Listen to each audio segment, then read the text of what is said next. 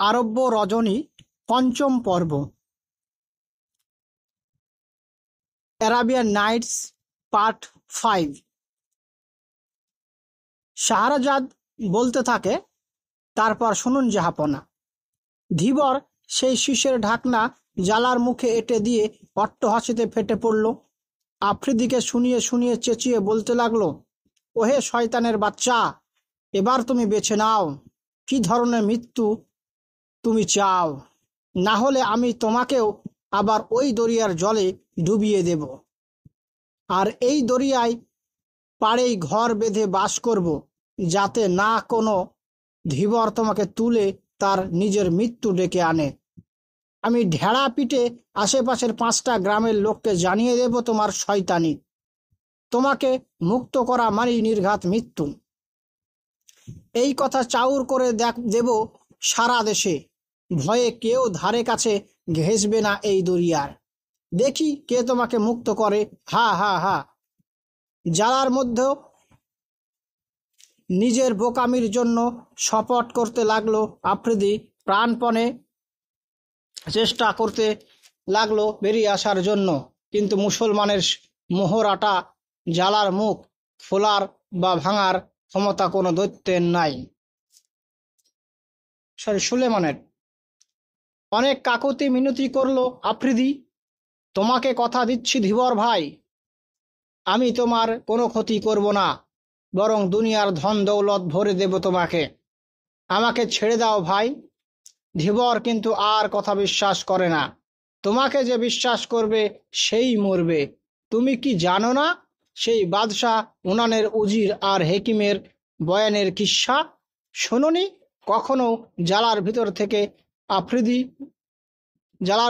আফ্রিদি বলে, না ভাই, বলো দেখি শুনি। ধীবর বলতে শুরু করে, তবে শোনো। পুরাকালে রোম দেশের ফার শহরে এক প্রবল প্রতাপ সুলতান প্রজা পালন করত। হাজার হাজার সৈন্য সামন্ত, লোক লস্কর, দাস দাসী আর অঢেল ধনদৌলত ছিল তার, কিন্তু মনে কোনো শান্তি ছিল না। সারা দেহে দুরারোগ্য, কুষ্ঠ ব্যাধি, কত না ডাক্তার কবরেজ দেখিয়েছে, কিন্তু কেউ সারাতে পারেনি। কত শত জড়িবুটি খেয়েছে, কত রকমের মলম মালিশ লাগিয়েছে, কিন্তু কিছুতেই কিছু হয়নি। একদিন এক বৃদ্ধ হেকিম এলো বাদশাহর কাছে। শুধু বয়সে না, জ্ঞানে গুণেও সে বৃদ্ধ। তার নাম রায়ান।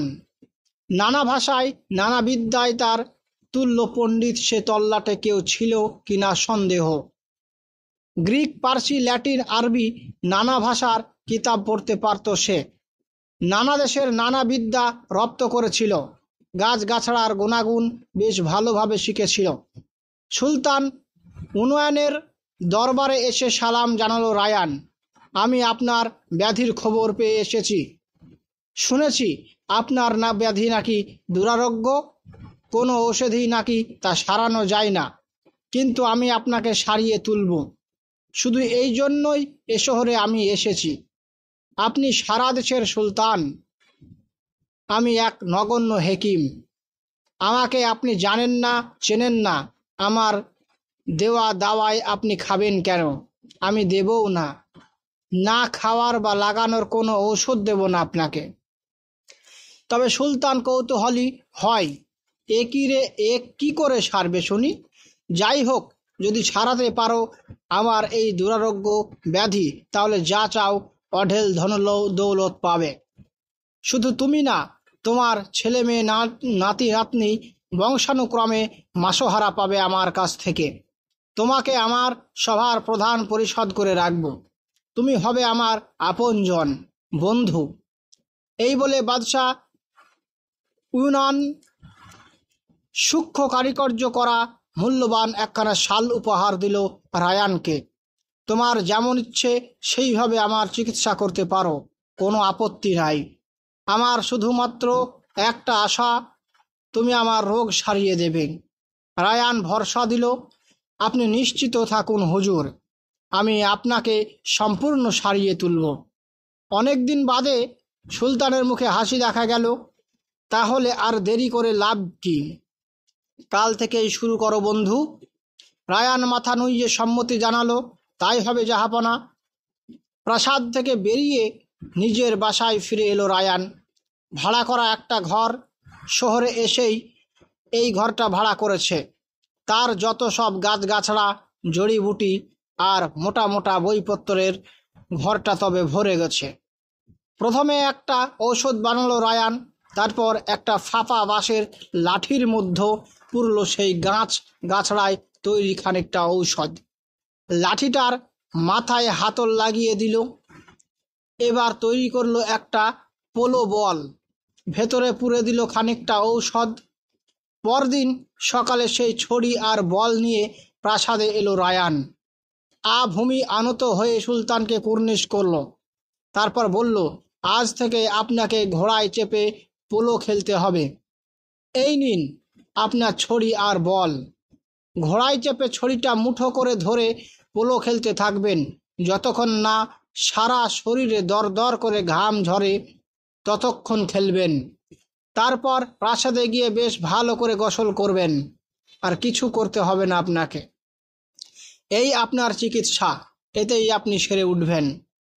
রায়ানের কথা মতো বাদশাহ উনান তার আমির অমাত্য উমরাহ উজির নাজির স্বভাবী বাহারে ময়দানের দিকে রওনা হলো, সঙ্গে ধনন্তরী রায়ান। ময়দানে পৌঁছে কি করে ছড়িটা ধরতে হবে নিজের হাতে ধরে শিখিয়ে দিল রায়ান। ঘোড়ার পিঠে চেপে শক্ত মুঠিতে ছড়িটা ধরে পোলো খেলতে লাগলো সুলতান। একসময় ঘেমে নিয়ে গেল সারা শরীর। রায়ান থামিয়ে দিল, আজ এখানেই থামান। এবার প্রাসাদে ফিরে গিয়ে হারেমে ঢুকে পড়ুন। সেদিন সুলতান রাত্রে সুখনিদ্রা হলো। সকালে উঠে মনে হলো দেহের জড়তা যেন অনেকটা কেটে গেছে। খুশি খুশি মেজাজ, ফুর্তি ফুর্তি ভাব। রায়ান আসতেই সাদরে ডেকে কাছে বসালো, বলল, অনেকটা আরাম বোধ করছি। সেদিনও তাকে এক মূল্যবান পোশাক উপহার দিল সুলতান। তারপর সদল বলে রওনা হয়ে গেল ময়দানের দিকে। এইভাবে আরও কয়েকটা দিন কাটল। বাদশাহ দেখল তার দেহ থেকে পুষ্টের ক্ষতগুলো আস্তে আস্তে মিলিয়ে যাচ্ছে। দারুণ আনন্দ হলো মনে। রায়ান প্রতিদিনই দরবারে আসে, বাদশাহর সঙ্গে দেখা করে। খুশি হয়ে রোজই মূল্যবান সামগ্রী উপহার দেয় বাদশাহ। একদিন লক্ষ্য করল বাদশাহ তার শরীরে আর কোনো কুষ্ঠব্যাধি নাই। রায়ানকে ডেকে অনেক ধন দৌলত, মূল্যবান পোশাক আশাক অনেক কিছু দান করে দিল। তার মনে আজ আনন্দের সীমা নাই। তার এই দান ধ্যান উজিরে সহ্য হলো না। হিংসায় কাতর সে। সুলতানের বিশ্বস্ত অমাত্য, প্রয়োজন হলে নিজের জানকেও কবুল করতে পারে সুলতানের জন্য। সে কথা জানেনও তিনি, অথচ তার ওপর কোনো নজর নাই বাদশাহর। কোথাকার কে এক গুপ্তচর, তাকে নিয়ে এত মাতামাতি। পরদিন সকালে খোশ মেজাজে দরবারে এসে বলল, বাদশাহ। তার দুই পাশে আমির অমাত্য উজির সবাই নতমস্তকে দণ্ডায়মান। একটু পরে রায়ান এলো। বাদশাহ ব্যস্ত। সে আসনে সমমর্যাদার কোনো সুলতান ছাড়া বসতে পায় না। বাদশাহর এবং বিধ আচারে ক্ষুব্ধ হলো অনেকেই। চাপা গুঞ্জন উঠল দরবারে, কিন্তু মুখ ফুটে বলতে সাহস নেই কারো। সেই হিংসা কাতর উজির ফুঁসতে লাগলো। ভেতরটা জ্বলে পুড়ে খাক হয়ে যেতে থাকলো। সব মানুষই কাউকে না কাউকে হিংসা করে, কেউ প্রকাশ্যে, কেউ মনে মনে। যারা দৃঢ়চেতা তারা প্রকাশ্যে করে, আর যারা হীনমন্য তারা করে মনে মনে। সেই উজির বাদশাহর সামনে এগিয়ে এসে কুর্নিশ করে বলল, জাহাপনার শতায়ু কামনা করি। বাদশাহ চিরজীবী হন, প্রার্থনা করি। এই অধমের একটা ছোট্ট আর্জি আছে আপনার দরবারে। কথাটা বলবো করেও বলতে পারি না, কিন্তু আমি আপনার একান্ত অনুগত বিশ্বস্ত নকর, না বলাও গুনাহ। উজিরের এই ভনিতায় বিরক্ত হয়ে বাদশাহ কিছু রুষ্টভাবেই বলল, সোজাসুজি খুলে বলো কি বলতে চাও। আমার গোস্তাকি মাফ করবেন জাহাপনা। যে লোক দানের যোগ্য নয়, তাকে দান মানে অপাত্রে দান। যে গ্রহিতা শ্রদ্ধা না করে দান গ্রহণ করে সে পরম শত্রু। হেয়ালি রাখো। বাদশাহ গর্জে ওঠে, কে সেই লোক, নাম বলো। উজির তখন আঙুল দেখিয়ে বলে, এই হেকিম রায়ান। যার যা প্রাপ্য নয় তাই তাকে আপনি দিচ্ছেন, আর সে অকৃতজ্ঞভাবে আত্মসাৎ করছে। ও আপনার পরম শত্রু। এইভাবে দিতে থাকলে আপনার আস্ত খাজাঞ্চি খানায় ও গিলে ফেলবে। থামো। ধমক দিয়ে থামিয়ে দেয় উজিরকে। কার সম্বন্ধে কিভাবে কথা বলতে হয় তাও ভুলে গেছো দেখছি। তামাম দুনিয়ায় যদি একজনও পরম প্রিয় আপনজন থাকে আমার, তা সে এই রায়ান। সে আমাকে নতুন জীবন দিয়েছে, আমার দুরারোগ্য কুষ্ঠ ব্যাধি সারিয়েছে। তার বদলে কতটুকু দিয়েছি তাকে। আমার সলতিনাতটাই যদি তাকে দিয়ে দিই তাও এমন কিছু বেশি দেওয়া হয় না। তার পাওনা শোধ করা যায় না, তার ঋণ পরিশোধ করা হয় না। না না, এসব কথা তোমার মুখে সাজে না উজির। তুমি হিংসায় জ্বলছ, তোমার দিল সাফা করো। বাদশাহ সিংবাদকে নিয়ে ঠিক এই ধরনের একটি কাহিনী শুনেছিলাম। কোনো এক পরিষদের কাছে এই সময় সুলতানের অনুমতি নিয়ে দরবার ছেড়ে চলে গেল রায়ান। শাহরাজাদ দেখল প্রভাত সমাগত, এবার সে থামল। দুনিয়াজাদ খুশিতে গদগদ হয়ে বলে, বাহ মিষ্টি, কি সুন্দর তোমার গল্প দিদি। শাহরাজাদ বলে, এর চেয়েও ভালো কাহিনী শোনাতে পারি বোন, যদি বেঁচে থাকি। সারিয়ার ভাবে, বাকি গল্পগুলো শোনার জন্য আরও কিছুদিন ওকে বাঁচিয়ে রাখতেই হবে। পরের দিন পঞ্চম রজনীতে শাহিন শাহ শারিয়ারের অনুমতি নিয়ে আবার গল্প শুরু করে দিল শাহরাজাদ।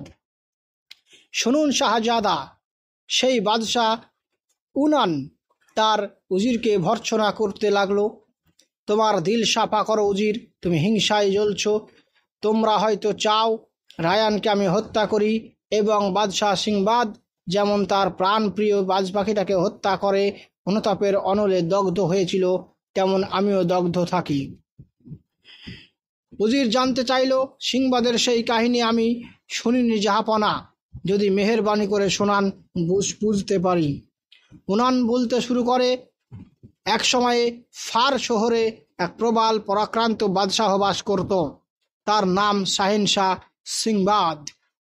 খেলাধুলা, শিকার ও অশ্বারোহণে ভারী ওস্তাদ ছিল। তার একটা পোষা শিকারী বাজপাই ছিল। দিবারাত্র তার সঙ্গে সঙ্গে থাকতো সেই পাখিটা, কোনো সময় সঙ্গ ছাড়া করতো না। এমনকি রাতের বেলাতেও যদি শিকারে বেরোতো, পাখিটাকে হাতের মুঠোয় বসিয়ে নিয়ে যেত। জিগরি দোস্তের মতো ভালোবাসতো তাকে, অর্থাৎ প্রাণের বন্ধু। তার গলায় শিকলি দিয়ে বাঁধা থাকতো এটা সোনার পেয়ালা জল টল খাওয়ার জন্য। একদিন সিংবাদের কাছে এসে তার বাজ পাখির প্রধান পরিচালক জানালো, আজকের এই দিনটা শিকারের পক্ষে বহুত আচ্ছা, যাবেন নাকি শাহজাদা? সিংবাদ বলল, ঠিক আছে, তোমরা সব গুছিয়ে নাও, যাব। লোক লস্কর আর তার প্রাণপ্রিয় বাজ পাখিকে নিয়ে রওনা হলো সিংবাদ শিকার করতে। বেশ কিছু দূরে এক পাহাড়ের উপত্যকায় উপস্থিত হলো এক সময়। শিকারের জাল পাতা হলো চারিদিক বেষ্টন করে। দেখা গেল একটা রাম ছাগল ধরা পড়েছে জালে। সিংবাদ সবাইকে হুঁশিয়ার করে দিল, সাবধান, ছাগলটা যেন না পালায়। যে ওকে পালাতে দেবে তাকে আমি জবাই করব। জালটাকে গুটিয়ে জন্তুটাকে কাছে আনা হলো। রাম ছাগলটা সিংবাদের সামনে এসে পিছনের পা দুটোই ভর দিয়ে খাড়া হয়ে সামনের পা দুটো করজোড়ের ভঙ্গি করে দাঁড়িয়ে পড়ল। সিংবাদের মনে হলো ছাগলটা বুঝে সালাম জানাতে চায়। মজা লাগলো, প্রচণ্ড শব্দ করে হেসে উঠে হাততালি দিয়ে উঠল। বুঝিবা একটু অন্যমনস্ক হয়েও পড়েছিল। হঠাৎ তড়াৎ করে একটা লাফ দিয়ে সিংবাদের কাঁধের পাশ দিয়ে শো করে বেরিয়ে গেল। বেশ কয়েক হাত দূরে গিয়ে পড়েই দৌড়, একেবারে হাওয়া। ব্যাপারটা পলকের মধ্যে ঘটে গেল। এমনটা যে ঘটতে পারে সে ভাবতেই পারেনি। প্রথমটা হকচকিয়ে গেলেও দারুণ ক্ষিপ্রতায় ঘোড়ার পিঠে উঠে ঊর্ধ্বশ্বাসে তাড়া করে চলল ছাগলটাকে। শুধু তার চিৎকার শোনা গেল, আমার হাত থেকে পালিয়ে কেউ কখনো নিস্তার পায়নি। তুমি পাবে, যেমন করে পারি ধরবই তোকে। তীর বেগে ছুটে চলল তার ঘোড়া। শেষে নাগালে পেল রাম ছাগলটাকে। ছাগলটাও ছুটছে, ঘোড়াও তার পিছনে পিছনে, উভয় ক্ষিপ্র গতি। ছাগলটাকে ধরি করেও ধরা যায় না।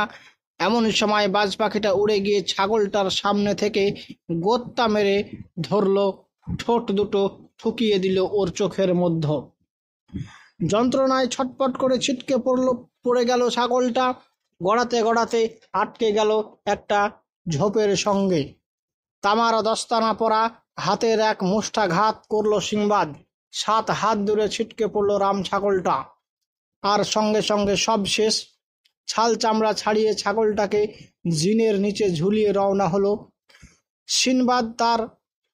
তার ঘোড়া উভয়ই তখন দারুণ পিপাসার্থ। চেষ্টায় গলা শুকিয়ে কাঠ, প্রাণ যায় এমন অবস্থা। খর রৌদ্রে তাপে ধারিত্রী দগ্ধ হচ্ছে তখন। যেদিকে তাকাও ধুধু করে উত্তপ্ত বালিকা রাশি, কোথাও জলের সন্ধান নাই। এভাবে যেতে পথের একটা বাঁক ঘুরতেই সিনবাদ দেখল অদূরে একটা বিশাল বৃক্ষ, আর তার নিচে একটা পুকুর। কিন্তু পুকুরের জল যেন কেমন থকথকে পুরু, ঘোলা ময়দার মতো। চামড়া দস্তানা পরা হাতে বাজ পাখির গলা থেকে সোনার পেয়ালাটা খুলে নিয়ে পুকুর থেকে এক পেয়ালা জল ভরে এনে পাখিটার মুখের সামনে তুলে ধরল সিনবাদ। কিন্তু কি আশ্চর্য, এক ঝাপটায় পেয়ালাটা ছিটকে ফেলে দিল পাখিটা। পেয়ালাটা আবার ভরে নিয়ে এলো, আবার ওর মুখের সামনে তুলে ধরল। এবারও এক ঝাপটায় ছুঁড়ে ফেলে দিল পেয়ালাটা। এবার বিরক্ত হলো সিনবাদ। যাই হোক, আবার ভরে আনলো জল। এবার সে ঘোড়ার মুখের কাছে ধরতে গেল, কিন্তু সেই একই ঘটনা। পাখার ঝাপটায় পাখিটা আবার ফেলে দিল পেয়ালাটা। এবার সিংবাদ ক্রুদ্ধ কুপিত হলো, তলোয়ার বের করে 2টো পাখাই কেটে ফেললো পাখিটার। নিজেই বলতে লাগলো, ওটার মাথা খারাপ হয়ে গেছে, নিজেও খাবে না, খেতেও দেবে না কাউকে। পাখিটা দেহ থেকে রক্ত ঝরছে, কিন্তু সেদিকে ভ্রুক্ষেপ নাই তার। মাথা উঁচু করে ইশারায় দেখিয়ে দিল সেই বিশাল বৃক্ষটা। সিনবাদ এবার ভালো করে লক্ষ্য করল, গাছটার ডালে জড়ানো অসংখ্য ময়াল সাপ। তাদের মুখ থেকে বিষ মেশানো লালা ঝরে পড়ছে পুকুরের জলে। এই দৃশ্য দেখে ব্যথায় মথিত হতে লাগলো সিনবাদের হৃদয়। অনুতাপে দগ্ধ হতে থাকলো সমস্ত সত্তা। প্রাসাদে ফিরে এসে ছাগল ছাড়ানো ছাগলটাকে বাবুর্চির দিকে ছুড়ে দিয়ে বলল, পাকাও। সিনবাদের হাতের মুঠির ওপরে বসে বাজ পাখিটা তখনও ধুঁকছিল। একটুক্ষণ পরে ঝপ করে পড়ে গেল নিচে। সিনবাদ তুলে দেখল সব শেষ। অনুতাপের অনলে পুড়তে লাগলো সিনবাদ। যন্ত্রণায় ছটপট করতে থাকে সে। আর কেউ না, আমি নিজেই তাকে খুন করেছি, আমার প্রাণের দোস্ত, আমার কলিজা। বাদশাহ উনান থামল। উজির বলল, কিন্তু জাহাপনা, আপনার এ কাহিনীর সঙ্গে আমার কি সম্পর্ক? আপনি হয়তো বোঝাতে চেয়েছেন সিনবাদ তার পরম সুহৃদ উপকারী বন্ধু সেই বাজ পাখিটাকে হত্যা করে পরে অনুতপ্ত হয়েছিল। কিন্তু এই রায়ান আপনার পরম সুহৃদ উপকারী বন্ধু আদাপি না, ও হচ্ছে ফন্দিবাজ, দারুণ শয়তান। কিন্তু হুজুর, এখন ভালো মন্দ বিচার করতে পারছেন না। রায়ানের মোহে আপনি আচ্ছন্ন। আপনার মোহ কেটে গেলে আপনা থেকেই বুঝতে পারবেন। এখন আপনাকে হাজার বোঝালেও বুঝবেন না। সেই উজির আর বাদশাহ পুত্রের কাহিনী কি আপনি জানেন? উজির যেমন তার বাদশাহ পুত্রের অনিষ্ট করতে গিয়ে নিজেই ধ্বংস হয়েছিল, তেমনি আপনিও একদিন নিজের সর্বনাশ নিজেই ডেকে আনবেন। এক বাদশাহর এক পুত্র ছিল, ঘোড়ায় চড়া আর শিকারে তার ভীষণ ঝোঁক। বাদশাহ তার এক উজিরকে দেখাশোনার ভার দিয়েছিল। সারা দিন রাত বাদশাহ পুত্রের সহচর হয়ে থাকায় তার একমাত্র কাজ, কিন্তু এ কাজ সম্মানজনক বলে মনে করতে পারল না উজির। এ হলো গরু চড়ানো রাখালের কাজ, আর সে কিনা সুলতানের উজির। ফিকির খুঁজতে লাগলো কি করে এ থেকে অব্যাহতি পাবে সে, আবার গিয়ে বসবে দরবারে। একদিন বাদশাহ পুত্র উজির সমভিবাহারে শিকার করতে বেরিয়ে পড়ল। টগবগিয়ে ছুটে চলেছে দুজনের ঘোড়া, শাহজাদা আগে আগে আর উজির পিছনে পিছনে।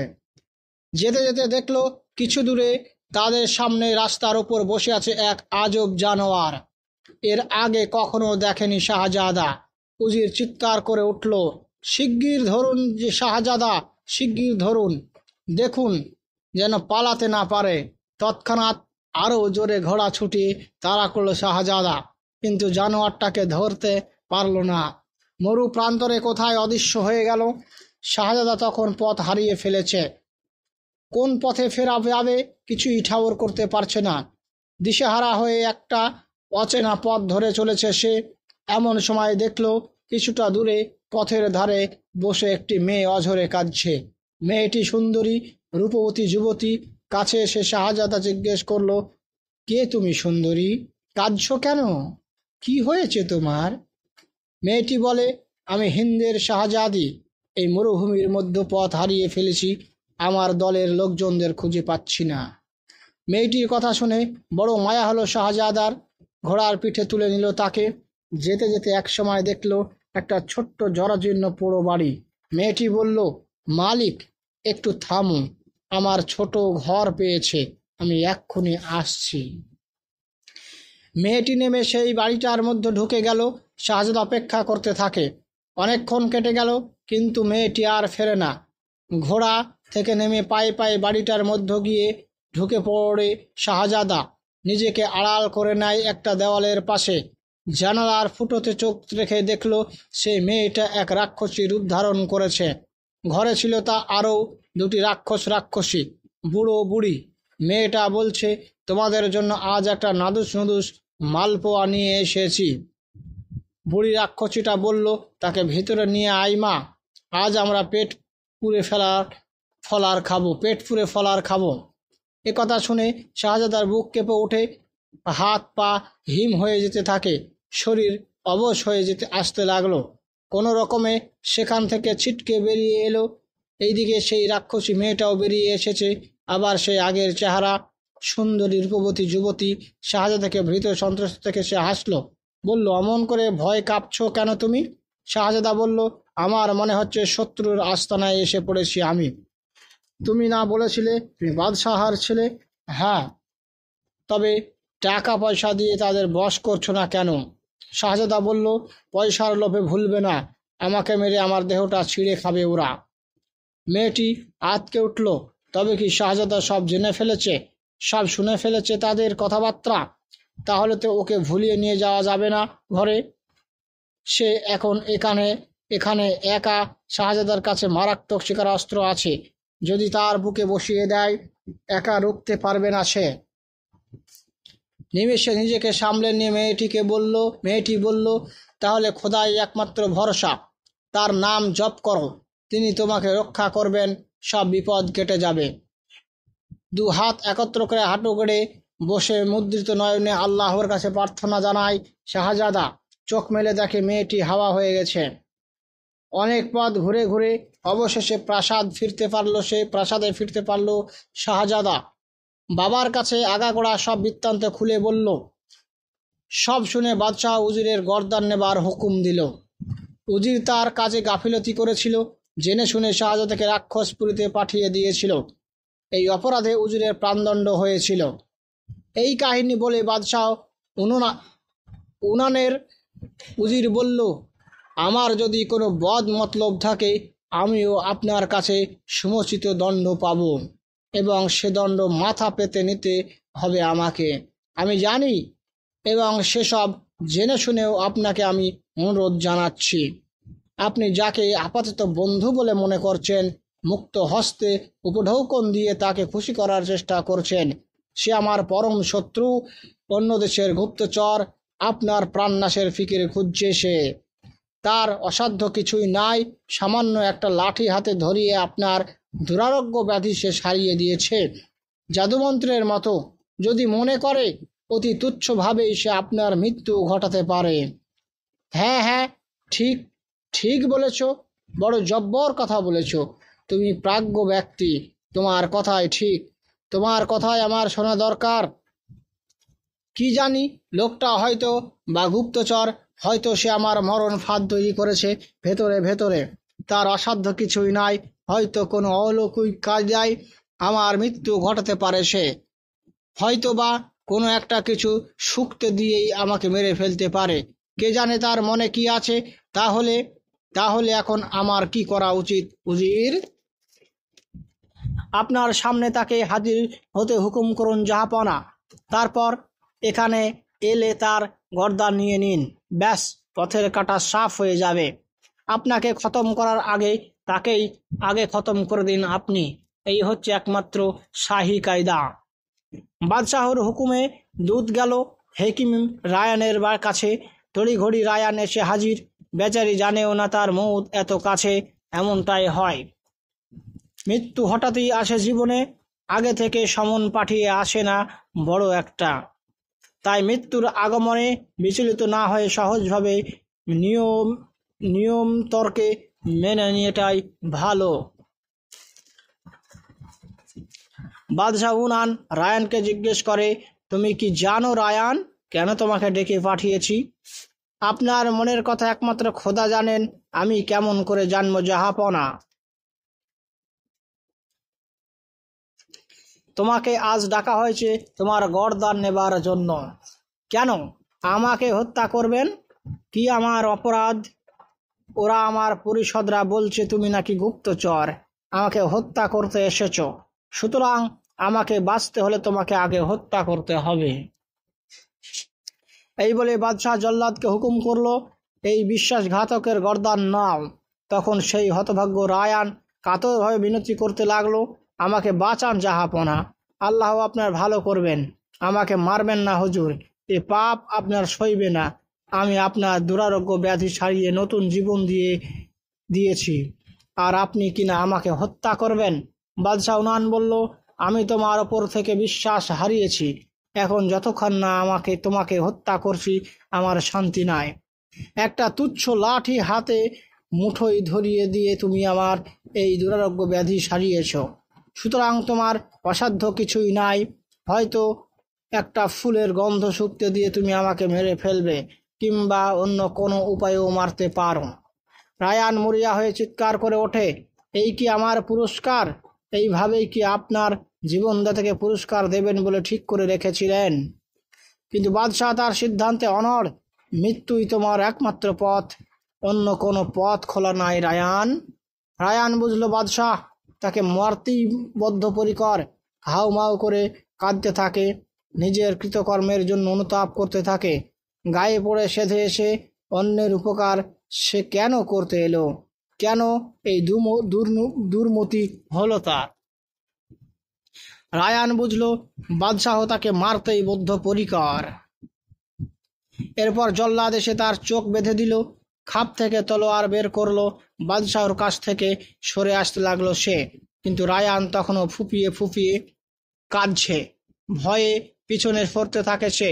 দোহাই হুজুর, আমাকে ছেড়ে দিন, আল্লাহ আপনার ভালো করবেন। আমাকে বিনা দোষে হত্যা করলে আল্লাহ আপনাকে ক্ষমা করবেন না, আপনার সর্বনাশ হবে। বাদশাহ তখনও বলল, আমি যা হুকুম দিয়েছি তার নড়চড় হবে না। হাই খোদা, এই কি আমার পুরস্কার? এত সেই শয়তান কুমিরের প্রতিশ্রুতির মতো হলো। বাদশাহ জিজ্ঞেস করলো, কি সেই কুমিরের শয়তানি? না, আমার মরার সময় আর আপনাকে সেসব কাহিনী শোনাতে আমার ভালো লাগছে না। আমাকে বাঁচান, আপনার ভালো হবে। অঝোর ধারায় জল গড়িয়ে গড়িয়ে পড়তে থাকে রায়ানের দুগাল থেকে। এমন সময় বাদশাহর পিছু প্রিয় পাত্র দাঁড়িয়ে আর্জি পেশ করলো, জাহাপনা, এই হেকিমকে ছেড়ে দিন, এই আমাদের প্রার্থনা। আমাদের মনে হয় লোকটা খারাপ না, তাছাড়া সে আপনার এই দুরারোগ্য ব্যাধি সারিয়ে আপনাকে নতুনভাবে জীবন দান করেছে। কিন্তু বাদশাহ বলল, ওর ক্ষমতা অনেক, সে তুচ্ছ উপায়ে যেমন আমার রোগ সারিয়েছে, তেমনি কোনো আবার তুচ্ছ উপায়ে আমাকে মেরেও ফেলতে পারে। হয়তো আমাকে মারার জন্যই কেউ তাকে পাঠিয়েছে ওইখানে। হয়তো আমাকে মারতে পারলে অনেক বড় এনাম সে পাবে। আমি একটু শান্তিতে বাঁচতে চাই, মাথায় দুশ্চিন্তা রেখে ঘুমোতে পারবো না। ওকে মেরে ফেলা ছাড়া আর দ্বিতীয় কোনো পথ নাই। এ কথা শুনে রায়ান আবার হাউমাউ করে কাঁদতে লাগলো। একটু পরে বলল, বাদশাহ, আপনি যখন আমাকে হত্যাই করবেন, তখন আমার একটা শেষ আর্জি আছে। আপনাকে একবার আমার বাসায় যেতে দিন। আমার জিনিসপত্রগুলো একেবারে আগোছালো করে রেখে ছুটে এসেছি আপনার কাছে। সেগুলো গুছিয়ে টুছিয়ে পাড়া প্রতিবেশীদের কাছ থেকে শেষ বিদায় নিয়ে আমি ফিরে আসব। আর সবচেয়ে দরকার আমার ওই হেকিমি বইগুলো, ওগুলো আমি ওখান থেকে সরিয়ে দিতে চাই। আমার বইগুলোর মধ্যে একখানা বই এসব রোগের সার কথা লেখা আছে এবং তা সারাবার দাওয়ায় এই হদিশও দেওয়া আছে। সে বইয়ে এই বইখানা আমি আপনাকে উপহার দিতে চাই। আপনার গ্রন্থাগারের মূল্যবান বইগুলোর মধ্যে সযত্নে রেখে দেবেন। এর থেকে আপনি অনেক দুরারোগ্য রোগ সারাবার দাওয়াই খুঁজে পাবেন। বাদশাহ জিজ্ঞেস করলো, সে বই কেমন? রায়ান বলল, সে এক মহামূল্যবান গ্রন্থ। তাতে যা লেখা আছে তা ধনন্তরী সব দাওয়াইয়ের কথা। আমার মুন্ডুটা তখন কেটে ফেলবেন, তখন ওই বইটার 3 পাতা খুলে উপরের 3টি লাইন পড়লে দেখবেন আমার বিচ্ছিন্ন মুন্ডুটা কথা বলছে। এমন অদ্ভুত কথা শুনে বাদশাহ মজা পেল। বলল, সত্যি? তোমার মাথাটা কেটে ফেললে তুমিও কথা বলতে পারবে? হ্যাঁ জাহাপানা, সত্যি। আমি সব অলৌকিক জ্ঞান সঞ্চয় করেছি, এ তারই একটা। এ কথা শুনে বাদশাহ হুকুম করলো, রায়ানকে সশস্ত্র প্রহরী ঘিরে তার বাসায় নিয়ে যাও। কিছুক্ষণ পরে ফিরে এলো রায়ান। উজির আমির অমাত্য পরিবেষ্টিত হয়ে বাদশাহ বসিয়েছিল সিংহাসনে। সামনে এসে দাঁড়ালো রায়ান। তার এক হাতে সেই প্রাচীন পুঁথি, অন্য হাতে একটা ছোট্ট বাক্সে কিছু পাউডার। একখানা প্লেট আনতে বলল সে একজনকে। প্লেট এলো, বাক্সের খানিকটা পাউডার প্লেটে ঢেলে সে বাদশাহকে বলল, জাহাপনা, আপনি যখন আমার মুন্ডুটা কেটে ফেলবেন, তখন তার রক্ত বন্ধ করার জন্য এই প্লেটের পাউডারের ওপর মুন্ডুটা রাখবেন। দেখবেন রক্ত বন্ধ হয়ে গেছে। এবার এই বইটা নিন হুজুর, কিন্তু আমার মুন্ডুটা না কাটা পর্যন্ত বইয়ের পাতা খুলবেন না। কাটা মুন্ডুর রক্ত বন্ধ হয়ে গেলে বইয়ের পাতা খুলবেন। কিন্তু বাদশাহ তখন উত্তেজনায় অধীর, ভালো করে শুনলেও না রায়ানের কথা। বইটা ছো মেরে তুলে নিয়ে তার পাতা উল্টাতে লাগলো। পাতা সেটে আসে। বাদশাহ ডান হাতের তর্জনী ঠোঁটের লালায় ভিজিয়ে নিয়ে পাতা উল্টাতে চেষ্টা করে। তখন পাতাটা উল্টালো, কিন্তু দ্বিতীয় পাতাও সেটে আছে। আবার আঙুলটা মুখের লালায় ভিজিয়ে নিয়ে পাতাটা উল্টালো, কিন্তু কি ব্যাপার, কোনো পাতাতেই তো কিছু লেখা নাই, একেবারে সাদা। বাদশাহ চেঁচিয়ে উঠল, কই, কিছু তো লেখা নাই হে? রায়ান বলল, আছে, পাতা উল্টান, লেখা চোখে পড়বে জাহাপনা। বাদশাহ দ্রুত গতিতে পাতা উল্টাতে চেষ্টা করে, কিন্তু না, হাত পা যেন কেমন অবশ হতে থাকে। মুখ দিয়ে গ্যাজলা উঠতে লাগলো, মাথা ঝিমঝিম করতে লাগলো। তারপর ঘুরপাক খেয়ে ছিটকে পড়ে গেল সিংহাসনের নিচে। শুধু গো গো করে বলতে পারলো, বিষ বিষ। তারপরই সব শেষ। এ কাহিনী থেকে কি শিক্ষা পেলে দৈত্য? যে অন্যায় করে না, আল্লাহ তাকে রক্ষা করে। তুমি অন্যায়ভাবে আমাকে হত্যা করার চেষ্টা করেছিলে, কিন্তু আল্লাহ উপরে আছেন, তিনি তোমাকে সমুচিত শিক্ষা দিয়েছেন। শাহরাজাদ দেখল রজনী অবসান হতে চলেছে। থামলো সে। দুনিয়াজাত বলল, কি সুন্দর করে বলতে পারো তুমি দিদি। তোমাদের কাল রাতে আরও মজার গল্প শোনাবো বোন, কিন্তু সবই নির্ভর করছে মেহেরবান শাহজাদার ইচ্ছে অনিচ্ছের ওপর।